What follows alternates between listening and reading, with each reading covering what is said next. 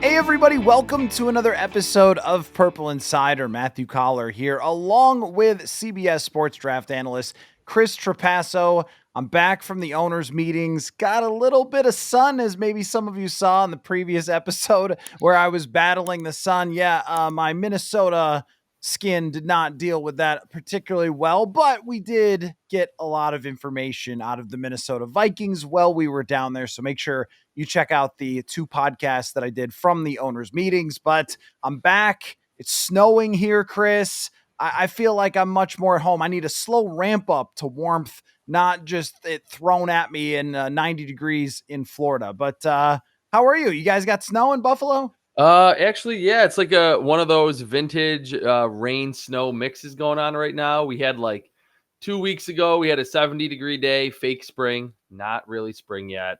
And I'm just pumped that it's actual draft month. I mean, I'm a little sad that we only have a few more of these left this cycle. I think our fourth year doing this. It's so much fun. But I'm just not even thinking about the wintry mix outside. I'm glad you're back. Glad you got some good intel at the owners' meetings, but we're only like 3 weeks away from the draft, so I'm really pumped. We are. And next week is going to be our vintage show at this point where we make our 90s, 2000s. And I've even changed the rules a little bit because we've been doing this for a while. I think we can go even to the early 2010s because that is 15 years ago now. But our old school comparisons to draft prospects show will be next week. One of my favorite of the year. But for right now, since you are inside, not going outside in the wintry mix, you were mock drafting over at CBS Sports. I saw that you put out a mock, so here's what I did. I took your mock decision for the Minnesota Vikings and have compared it to four, or maybe I did five other mocks, and we're going to get a look at what everybody thinks the Vikings are going to do. And there is a very clear trend to this when I show you the mocks. But why don't we start out with yours? You have the Minnesota Vikings in your latest mock trading down and with the 29th pick taking cornerback Trey Amos. Now, you understand this is going to get big thumbs up for me. I have had my eyes on Trey Amos for quite a long time as a potential fit. The Vikings did talk about how much they love Isaiah Rodgers down at the owners' meeting, something I didn't exactly expect to hear, but was like, oh, okay, it seems like they really like him. I don't think that precludes them from drafting a corner with their first pick, but explain your decision to have them trade down and get Trey Amos. Trey Amos ticks all the boxes for me. I mean, I don't have my top 250 completely finalized yet. There might be a few tweaks here and there, like a guy might move up or down when I sort everything at the end. But right now, Trey Amos is my number 31 overall player in this class. So at 29, that is basically perfect value. I love that he bounced around in college, but his final season in the SEC, the production is there. You saw him at the combine test reasonably well. And I thought he made a lot of plays in zone coverage where he could watch the quarterback's eyes, use his length, use his athleticism, natural ball skills to make plays on the football. And I just envision him continuing to make those plays in Brian Flores' defense. And I'm assuming all the other people that you pick for their mock drafts have the Vikings trading down, because with those 4 picks at pick 24, it just feels like a ripe spot for another team to move up to maybe get your Jackson Dart, or if Shedeur Sanders falls, or maybe a big-time edge rusher or D tackle who's still available. It feels like the Vikings, I mean, we've been talking about it for months, and certainly all the listeners and viewers know, the Vikings want to trade back, and they can do so and still get who I think is a very sound, high-floor cornerback prospect in Trey Amos. Well, and I think that they would like to find somebody to pair with Byron Murphy Jr. and even potentially if Mekhi Blackmon becomes a quality player as well. And that's the thing about someone like Mekhi Blackmon, Isaiah Rodgers, Byron Murphy. None of these guys are old, but also none of them to me, well, Murphy to some extent, but none of the other guys would say, no, you can't draft a corner. And I also think that corner is a position that does take some development as well. So you draft a cornerback, and then maybe they're behind Isaiah Rodgers for a year, or they're behind Mekhi Blackmon, and then you have somebody who develops and is ready to play. The other thing is too that these guys get hurt a lot. They get banged up. Cornerbacks do, and I don't think you can. And I know I sound like Mike Zimmer here, but I know that you can't have too much depth at the cornerback position. And Rodgers, as much as we're hearing that they like him from Kevin O'Connell, he's never played more than 527 snaps before in a single season. He's been more of a rotational player. So I think you are looking for difference making high end talent within your defense. And what I like about Trey Amos specifically is not only has this man played a lot of football, which I have come to value more in college. It used to be, yeah, you want 20 years old. You want the youngest legal guy that you can possibly draft. But now, having seen so many guys come in after playing 5 years and have success and develop fairly quickly, I like when we can get a bigger sample of someone playing this much football as Trey Amos has in the SEC. I think it starts to tell a story when you have over multiple seasons, someone playing the highest level of competition you can in college and doing well over a long period of time. And I'm not going to say, as a draft analyst, that I don't love upside. That's always the most tantalizing element of a prospect's profile. But I think the way that the Vikings are constructed right now, and that is certainly well aware that JJ McCarthy is going to be the starter, which will essentially be his rookie season in the NFL. But they are a team that is, I think, a Super Bowl contender on paper. So the fact that I went with Trey Amos here did have some of that thinking in mind of, he's a little bit of an older prospect. He's played a lot of football, and maybe we do already kind of know the cornerback that he's going to be in the NFL. We're not projecting him out and hoping in 3 years he can be a Tariq Woolen who's very raw, developmental type. This is a SEC plug and play, instant impact, whatever draft phrase you want to use, type cornerback that they could get late in the first round after trading back. So he's certainly not the player that I've mocked to the Vikings every single week in my mock draft, but this week it just felt right because he fits with kind of the direction that the Vikings have shown that they are ready to go in after winning 14 games last season, all the moves that they made this offseason in free agency and with the Jordan Mason trade. This team is ready to have an instant impact guy, and I think that can be Trey Amos. So let's hear about some of the other considerations with this pick now, and maybe what they gave up by moving back, which is also important. I noticed that you have Egbuka taken at 25, and some folks who watched Kevin O'Connell's conversation with us down at the owners' meetings did see him make a crack at me about taking a wide receiver in the first round. When it comes to the draft, do you feel like free agency put you in a position where you can take the best player available, just try to add talent rather than trying to fill needs? Like a receiver?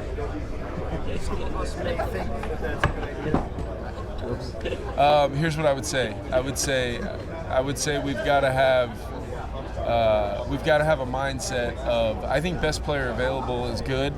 At some positions, though, what you don't want is best player available has such a tremendous roadblock to getting on the field in front of them. Where like I think when you look at some development of positions, some really need to be out there, whether it's physicality, the speed of the game, just the repetitions that come with getting a real opportunity. So I think we can be in a best available mentality. But I think we want to draft players that are going to be high impact players, especially with our first round picks. And no, I don't think that O'Connell is a listener to the show. It's probably because I mentioned it to him the day before down at the owners' meetings is why he said that. But he did seem to address my take and your opinion as well, that wide receiver wouldn't be a bad idea, by saying, look, if we're going to take someone in the first round, we can't have a very difficult path for them to get onto the field. Now, I will not argue with the head coach all day, but I will say that if we always have to look for now and later, that's what we're talking about with Trey Amos, is like now and later impacts. Wide receivers can have that because you can fit them into roles. Anyway, not the point. I don't think that's very likely at all. I would look more like in the third round at the Vikings for wide receiver, but I do want to hear who else you decided to not pick in favor of moving down, and then who else you may have considered at the 29th pick. Okay, so they missed out on Gray Zabel, who I have mocked to the Vikings. I think I did it last week after a trade with the Bills. You've been a big fan of his. I think he is a little bit more of a developmental player. I mean, certainly than Trey Amos, just given that he's tall and like just over 300 pounds, and he's going to play guard. The counter argument to my own defense there is that I said, if he's like last week, if he's playing next to Ryan Kelly and Christian Darrisaw at left guard, I think some of those power deficiencies can be kind of masked a little bit. So he went at 26 to the Rams. And then right before him, Tyler Booker to the Lions. I don't know if this ultimately happens, but in this mock, I had Booker going there because although Penei Sewell and Jahmyr Gibbs were freaky athletes, so maybe this is just what the Lions want to do, I feel like Brad Holmes, their GM, and Dan Campbell, their head coach, they're not afraid to like make a pick that's against the grain, that's totally counter to what everyone thinks. I think they treasure their offensive line. They want to keep it as an elite level unit. So even though Tyler Booker didn't test very well at all, I could see him being the pick. And I also had right after Trey Amos, Walter Nolan going to the Buffalo Bills at 30. Those would be the players that we've talked about that would make sense, that feel like the right value and at positions of need. And in general, I like to build front to back, but I think with Amos being there and being, again, that high floor player who excels in zone coverage that the Vikings want to run a lot, it would just make a lot of sense for that to be the pick. And I don't really think there would be many complaints here or just across the board in terms of other media members and analysts to plug him into this defense after trading back in round one. So I did get the sense that if the Vikings see someone at 24, and this is not the hottest thing, it's just, my feeling. If they have somebody who's in their top 15 or so on their board, if that person drops to 24, they'll just take him. That's my guess. That makes sense. Yeah, from just, whatever. And Zabel and Booker are interesting for the Vikings because I've heard good things about Booker, not necessarily from people with the Vikings, but just, our conversations. And you know how I feel about the idea of Gray Zabel, somebody who could come in and be a left guard. And then after Ryan Kelly moves on, you slide him over to center and then, go from there and continue with the goal of building a completely freakish offensive line. I do wonder if either one of those guys are sitting there, if they would just take it and apologize to nobody, or if they would move down and risk missing out on Gray Zabel and Tyler Booker and then not having, because I think after those two guys, it's a pretty significant drop off and you can get someone in the third, but that not necessarily a starter. So I would be curious if that's the case. Now, I want to start going through these other mocks. Yeah, let's do it. Other mockers have with the Vikings. Mockers, I like that. The other mockers. So the Athletics' Bruce Feldman put out his mock, and he has them taking South Carolina safety Nick Emmanwori. I am very fascinated by Emmanwori because we're talking about the freakiest of the freaky. This isn't even close to a normal athlete at the safety position. And when I saw him at the combine, I went, I do wonder what Brian Flores could do with this guy. Safety is not a position I think you have to be a freak, but I think if you're going to be the Harrison Smith, the Derwin James, the truly elite, you probably do have to be that. And with Harrison Smith coming back for one more year and the other safety right now being Theo Jackson and then Josh Metellus is in that hybrid type of role, safety has, I think, moved a little more into the forefront for me recently than maybe we've talked about earlier. So what do you think of Bruce Feldman giving them Nick Emmanwori? I really like that. And it's actually a perfect segue to what you were just mentioning, that he, to me, and this is maybe just my own evaluation, but I also could see a team like the Vikings feeling similarly. He could represent exactly what you just mentioned, that they don't have safety as their third or fourth priority, but he might just be a top 15 overall player on their board. And I always go back to the Bills, and I think back to 2023, the Bills were picking right in this range. They moved up. They jumped the Cowboys to get Dalton Kincaid, and their GM, Brandon Beane, said he was just by far like the only first-round guy that we had left on the board. We didn't want to pick someone that we had, a late first, early second-round grade on. Emmanwori, with the freakiness, with the ball production in the SEC, he's very young. He kind of be the opposite of Trey Amos in that he's not crazy experienced. He could be someone that a lot of teams have as a top 15 to top 18 overall player, where the Vikings say, all right, we're going to go and we're going to pick you maybe a guard, maybe a corner, maybe a D tackle. Oh my God, Emmanwori's still there. Like, we're just going to pick him. So that, I think, really encapsulates that idea that is maybe like plan C or D, but it could just be completely blown up. If he's there, that suddenly becomes plan A for the Vikings. And I'm sure Brian Flores, although he would probably like to have a corner, would certainly not be upset to have someone with that level of explosiveness and range and ball production from the SEC to pick Nick Emmanwori to add him to this defense. One thing I noticed right away from, is it Emmanwori is how it's pronounced? Emmanwori, I think. Okay. Yeah. Emmanwori, right? Okay. It's is that he has played in many different spots. And this is always something that shines brightly to me when I pull up the PFF grades and where guys were used and all those sorts of things. Yeah.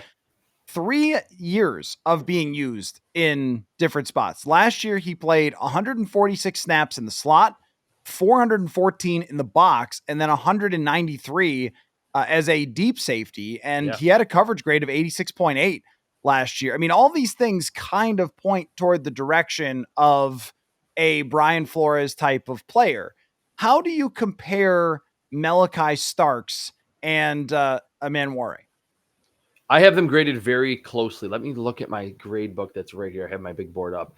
It's kind of like Malachi Starks can do a lot of different things too, and was asked to do that at Georgia, but just does not. I have Malachi Starks 5 players right now, and again, there could be slight tweaks at the end. 5 players ahead of Emmanwori.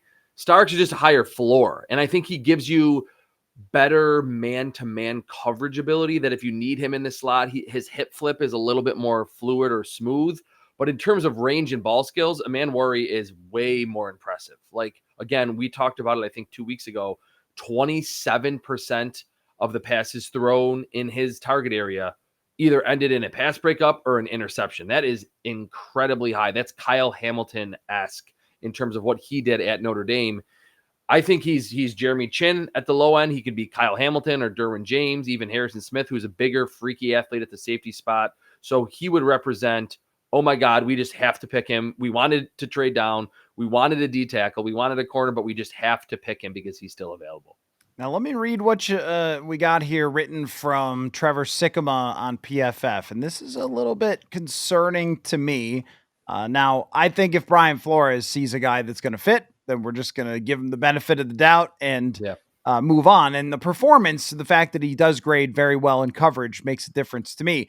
But what is written here on PFF is his elite athleticism and playmaking ability suggests his ceiling could be on par with a player like Kirby Joseph, but his underwhelming box play and questionable technique and instincts are more reminiscent of Isaiah Simmons, who was drafted in 2020, but struggled to find a natural NFL position. Now, he is 6'3" and 227, but he runs and moves athletically like someone who's 6'1" and 205 pounds. But what's your take on that sentence? So I'm not at all going to disrespect Trevor. I've known Trevor for a long time in this draft industry. He's a great guy. He puts in a lot of work. But I mean, he would probably be totally fine with me disagreeing that I didn't see him struggle against the run. I thought his tackling efficiency was really good. It was over 10%, and that's what you want to see at the safety position throughout his entire career at South Carolina. So it wasn't like, you know, as a freshman and a sophomore, he really struggled and then just put it together in 2024. He was good across the board. Malachi Stark's tackle efficiency was like 14%. So he's a little bit of a better tackler, but it's not that Emmanwori just has a lot of problems in the box. But what's interesting about that, and what I think is actually spot on about Trevor's comment there, is at 6'3" and 227, and you mentioned it, the logical thought with Emmanwori is, oh, he's got to be this hybrid linebacker Cam Chancellor type. I saw him make a ton of plays at that free safety position when he's playing close to 200 snaps there. Nothing at the intermediate level, and certainly not down the field, was going over his head, because he has so much click and close ability that we saw in Indianapolis with the vertical and the broad jump and the 40, that I don't think you have to just say, hey, be our like dime linebacker. I think he can make plays like Harrison Smith has as a bigger safety with range at that free safety spot in Brian Flores' defense. So I'm assuming Trevor wrote this. If he didn't, it's in the PFF profile of.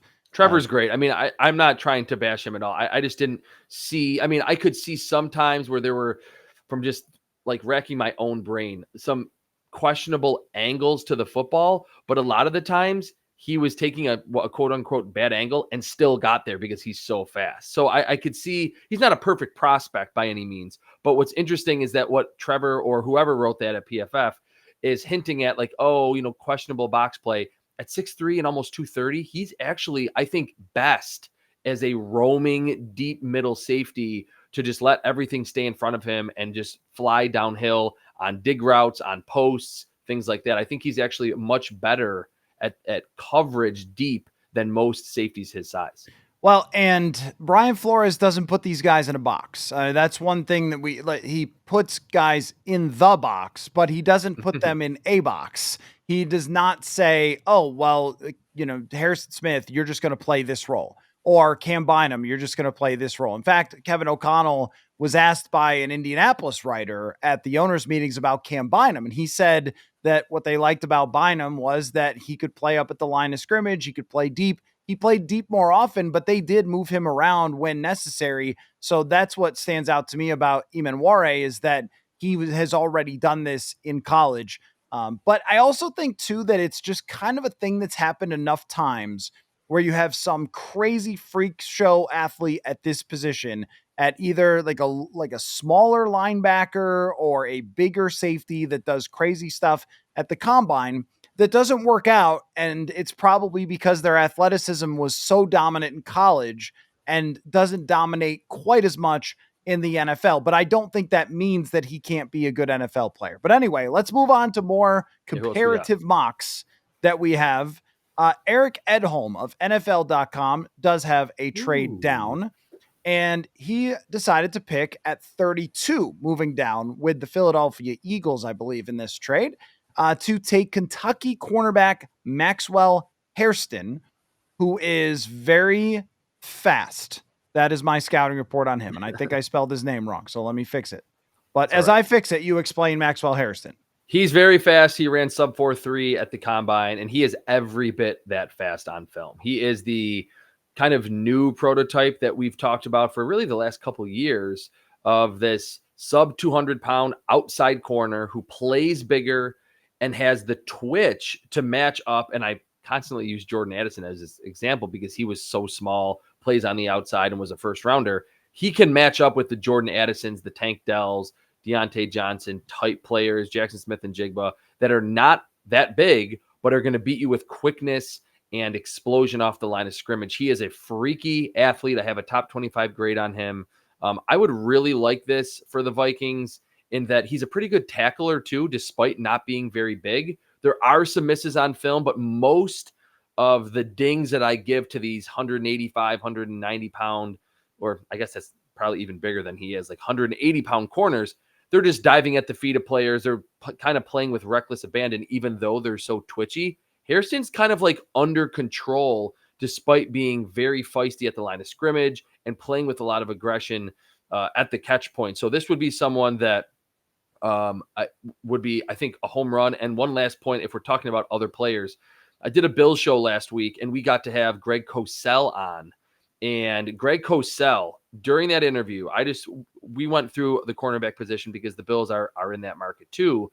And he said that someone in the league and the league told Greg Cosell, which I'm assuming it's probably someone reasonably high up. Greg Cosell has a lot of sources within the league, said that in terms of his ability to mirror routes, he liked Maxwell Hairston more than Travis Hunter, which that I was like, whoa. He said he did not say that this player or that this decision maker liked Hairston more than Hunter overall. But if you need someone to just, hey, go cover Jamar Chase over there, he can run and stay with that player. This certain NFL, unnamed NFL front office member liked Hairston's just pure athleticism to mirror in man better than Travis Hunter. I don't know if I saw that, but I do think he is an elite level athlete that started to have it all come together in 2024.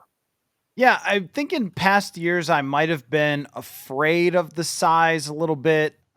because 6'1" and under 200 pounds, and that's a pretty slender person. Very.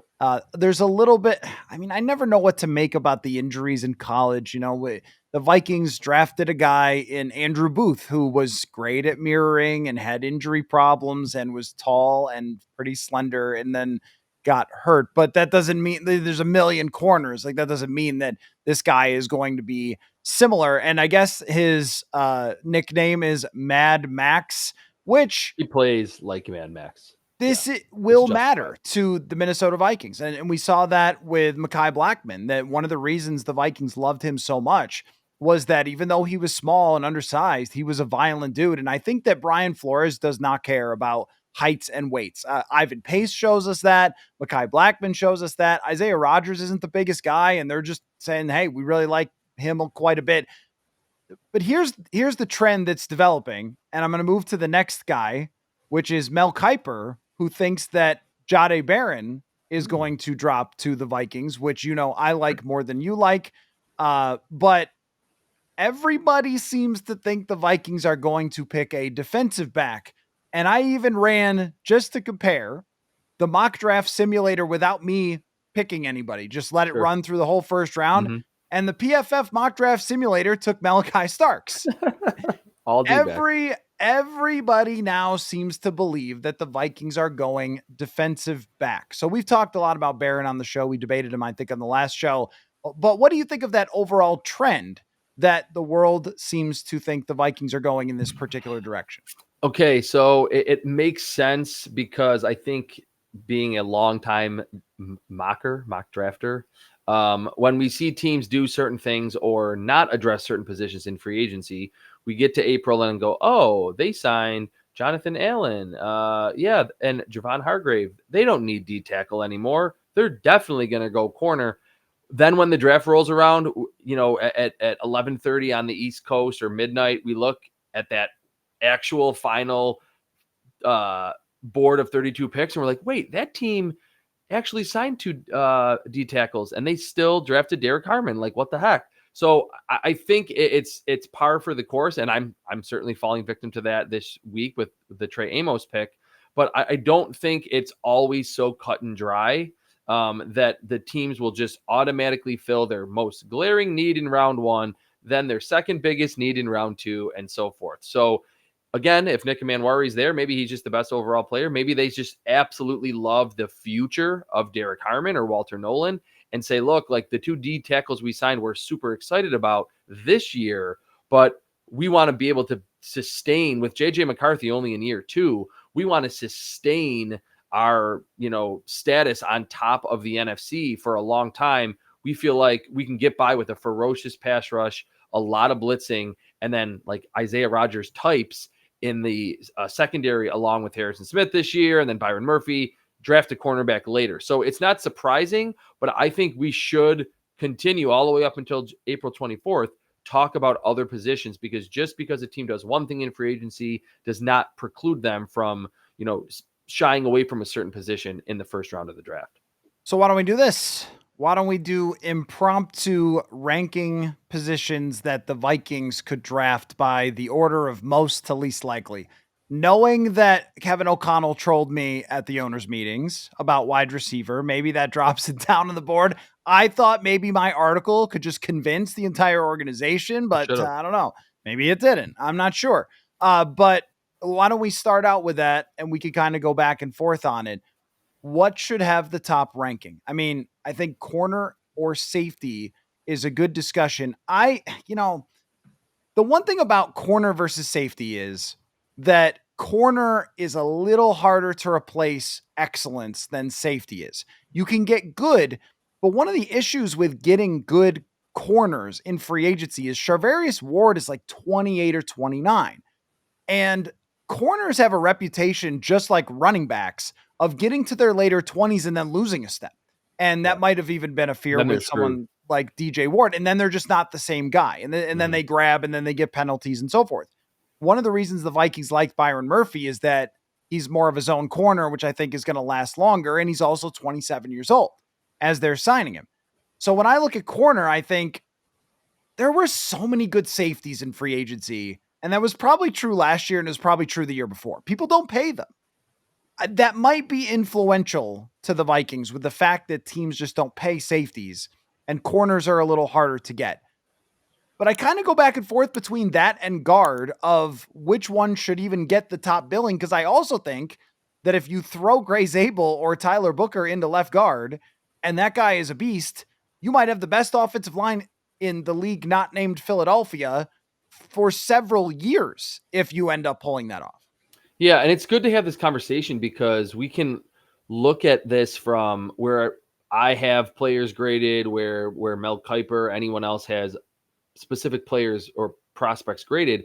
But it's important to look at it from this perspective too. Like, how does free agency seem to go? Because the Vikings are thinking about those things. And I also wonder, you would maybe know this better than I would, how do they view the impact that certain positions have on other positions? Like if they are like, man, we have Grenard and Van Ginkel and now Allen and Hargrave. If we add Derek Harmon to this group, holy moly, like we're not going to be able to draft Trey Amos. Most likely he's not getting to the third round, but we can just plug in. We'll just draft someone, whoever's there that we like, and have Isaiah Rodgers, who was playing in the Super Bowl for the Eagles, that were loaded up front. And suddenly your cornerback room is actually making some plays and they're playing better. And you're wondering why. Oh, our pressure rate is 40 to 45%. We're having 50, 60 sacks a season.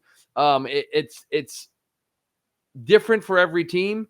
And I wonder, does Brian Flores want a specific type of corner and he's very nitpicky about that? Or is he like, hey, like we've talked about, which I think is kind of where he's at, I can make it work. Just give me Mekhi Blackmon, give me Cam Bynum, give me Byron Murphy, whoever it is, that I can ultimately get the most out of that player in the defensive backfield. It feels like, especially coming off the Eagles Super Bowl, more teams lean in that direction, especially because it is a very hard, you're right, it's hard to replace the excellence at cornerback.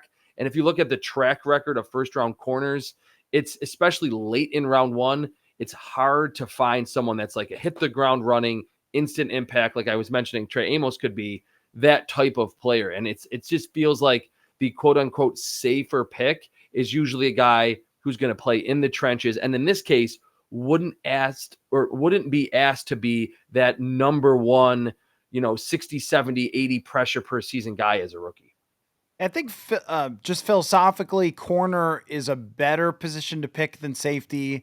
But if we look at it just in this vacuum of this team right now, and we said which position on the field could step in and play every snap next season if that guy is awesome. It's so corner. If it's Emmanwori or if it's Trey Amos, I think the answer is both of them could, corner or safety. Mm-hmm. And the answer is also guard. Like those are the three positions where clearly there are spots open that you have a competition with Blake Brandel, but if somebody's really good, they can win that competition. And right now, the way I think it would play out would be that Theo Jackson would be at safety, which we're all comfortable with because he was so good last year in camp. He hasn't played a lot of snaps, and that Josh Metellus would stay in his type of role. So I might lean towards safety being the top number one, just because they have Blackmon and because they signed Rodgers and spoke highly of him. But maybe that's looking too much into it. I don't know. But that's weighing those two against each other, because I could see if you draft a Trey Amos, then he competes for a spot with Mekhi Blackmon. There's no reason to hand Mekhi Blackmon that job after he's played 400 snaps or something, along with Murphy, along with Rodgers. Like that kind of makes sense to me. I think it's an interesting debate of which one, corner or safety, is a little more like they could make an impact this year in 2025. It's really fascinating. And what just sparked in my head, we've talked about that. Oh, we don't really yet have that draft prototype or the template that Kwesi likes to follow because it's so early on in his GM tenure. But I'm instantly reminded, and this, every listener knows this.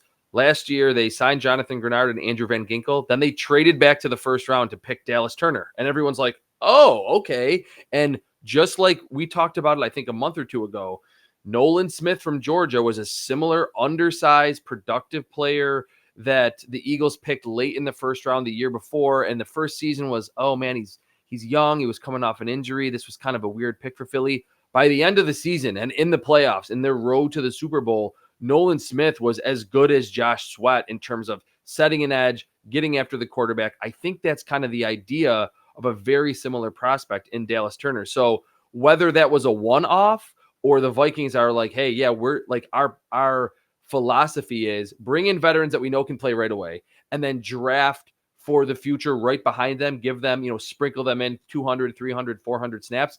That's what the Eagles have done. That's what a lot like the Patriots teams during the Tom Brady era did. They were always a year or two ahead in terms of eventual free agent departures or guys just, their legs wearing out.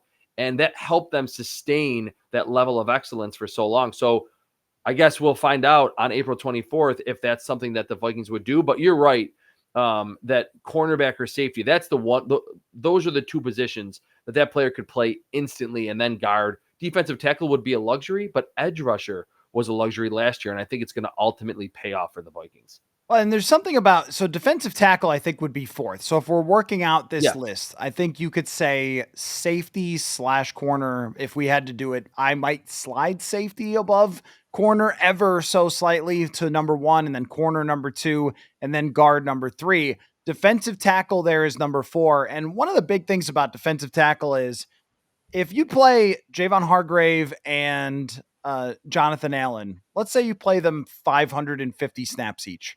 Well, that leaves a lot of other snaps for that position, for a Derek Harmon, for them to continue to develop guys that they have, like Levi Drake Rodriguez and Jalen Redmond, who played pretty well in a limited duty last year. So I think that it's one of those positions, and this is part of my argument for wide receiver. I'll let it go when they don't draft one. But like that you can play these guys. Like they're not stuck. If you had all starting offensive linemen and you drafted a guard, the guy's stuck. He's not going to play. You can't get him on the field. And even a safety would kind of work that way. But corners, defensive tackles, wide receivers, running backs, like there's certain positions where they rotate all the time. And the more rotation you get, the better. I don't want Hargrave playing 800 snaps. If he played 800 snaps, something went really wrong. I want him playing more like 500 snaps and getting 40 something pressures or whatever, because he's used in certain situations, and you could develop a Derek Harmon. So, okay, I think we've got a top 4. I still want to slot wide receiver in there after that. The only things that I think are really off the board, they're not going to draft a tackle unless they can move him to guard. So that doesn't count. And then running back, I think, is totally off the board for them in the early rounds. Linebacker, edge rusher. And I think that's it. And obviously quarterback. And I think that that's it for positions that would be completely off the board.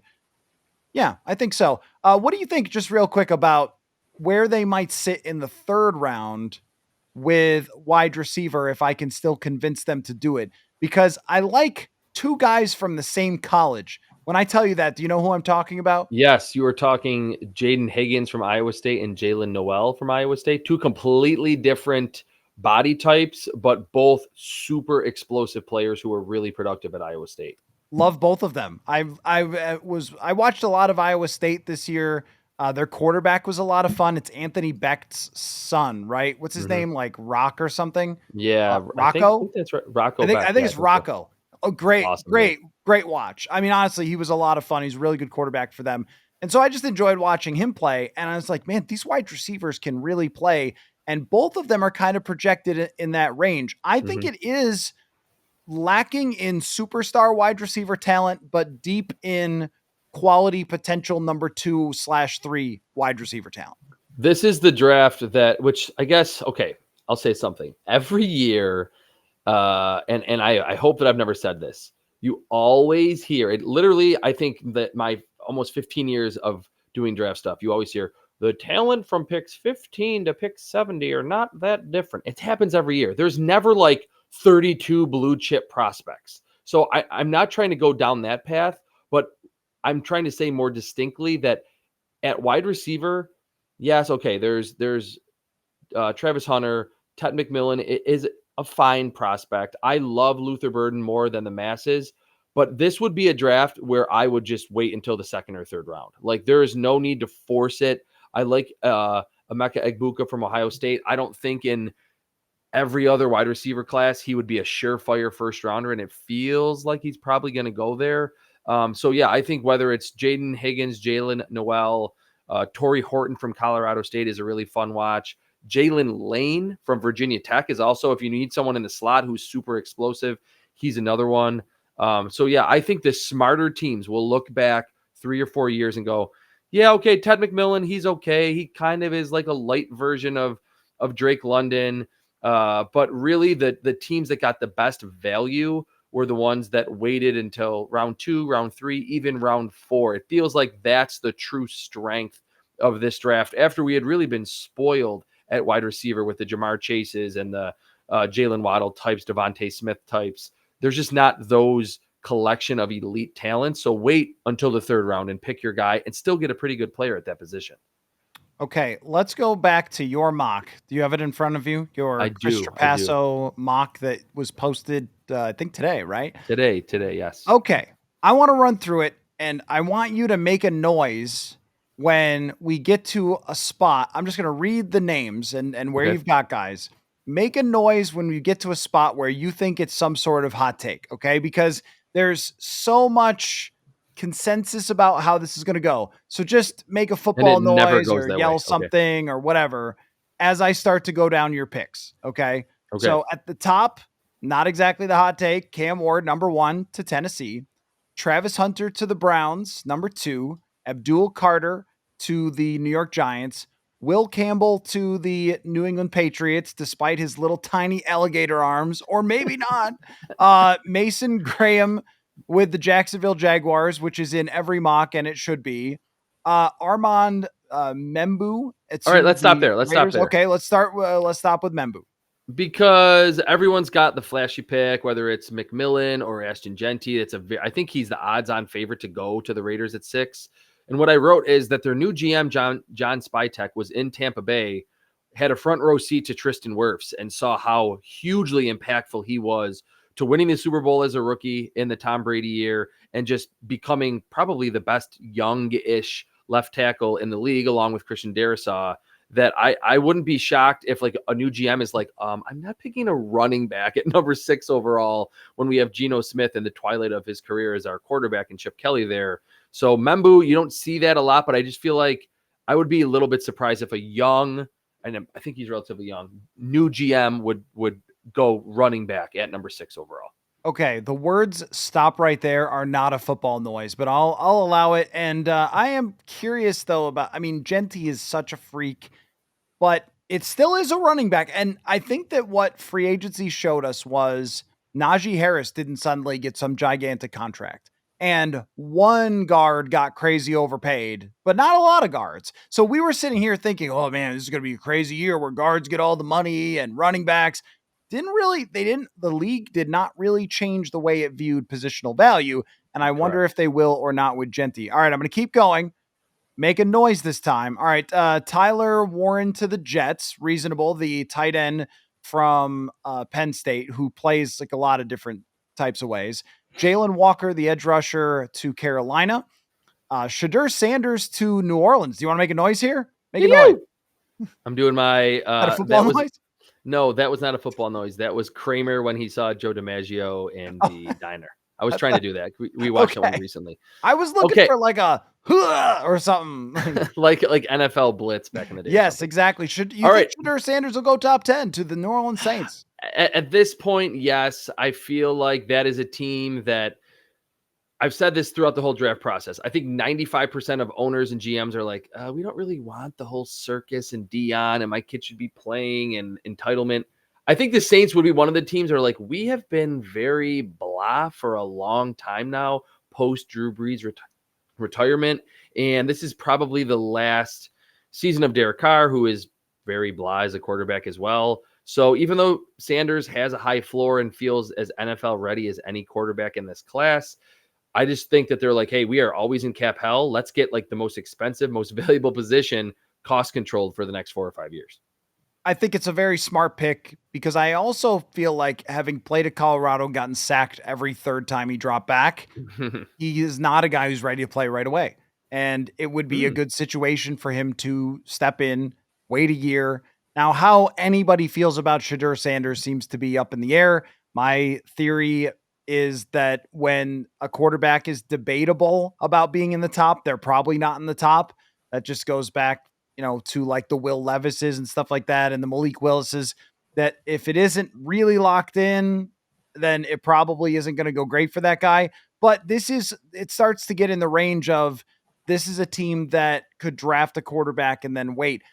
I just have no idea. Like, there are some teams, Chris, where you're like, do they know what they're doing? I mean, No, that's the New exactly, and I Orleans, don't think the Saints do. exactly, the Saints, because this makes complete sense. And I have been questioning Shadur Sanders with some of the way he's talked about, I can turn around a franchise and all that stuff. And I'm like, are you trying to be Dion? Because you're not Dion. But I also think he is a very talented quarterback who can be like a Derek Carr in the NFL, which you can win with if he's cheap and you build around him. I just don't know if the Saints really know how to do anything when Drew Brees isn't there. So here's the other one I want to talk to you about, which was Ashton Genty to the Chicago Bears. Is this a Ben Johnson was with Jahmyr Gibbs draft pick for you? Yeah, mostly. I guess this would be the opposite of what we talked about, that the Vikings would maybe try to double dip at one position after really prioritizing it in free agency. That the Bears also added in the trenches in free agency as well. We know that Ben Johnson, or we think that Ben Johnson understands the importance of offensive line play after after coaching in Detroit and being part of that ascension for the Lions. Now he gets his home run hitter in Ashton Genty. I don't think he's quite as explosive with as much long speed as Jahmyr Gibbs, and I think that's because Gibbs is probably the most purely explosive running back in the NFL. But I do think, like, weirdly, the running back and the run game is still kind of like a focal point for Ben Johnson. He talked about passing EPA recently, and that's really more predictive of which team is going to win or lose a game more so than anything else. I think he's uber smart, but he was part of a staff that picked a running back in the first round, and he's had a lot of success in his first 2 seasons. So that's really as simple as that, with Ben Johnson getting someone that can be a home run hitter in his offensive scheme. Let me just throw out a couple more of your draft that caught my eye without reading your entire draft to people, so they could go to CBS Sports and read it. Derek Harmon went to the Arizona Cardinals. I like that for them and their defense. Jahdae Barron went right before where the Vikings would pick at 21. You have Cleveland taking Jackson Dart in a trade with the Chargers. That seems super desperate, and they should be super desperate. And in years past, one of your picks would have scared the pants off Vikings fans, and that was Kenneth Grant going to the Green Bay Packers. But they have a better interior offensive line now. So if it happens, never fear that the next Kenny Clark has arrived. But he could be that, I think. He has the potential to be that type of guy. Okay, so next week, what we're going to do is... so pumped already. A week away. I'm excited. I mean, we're going to pick out... And now that we can go into the 2010s, just so we're not like alienating some of the younger audience, like, who's John Kitna? Like, to be able to go into the 2010s, which I'm sure you would pull out crazy names like Dave Craig and stuff like that. To go into the 2010s, I'm really excited, and I'll spend way too much time on some of these comps.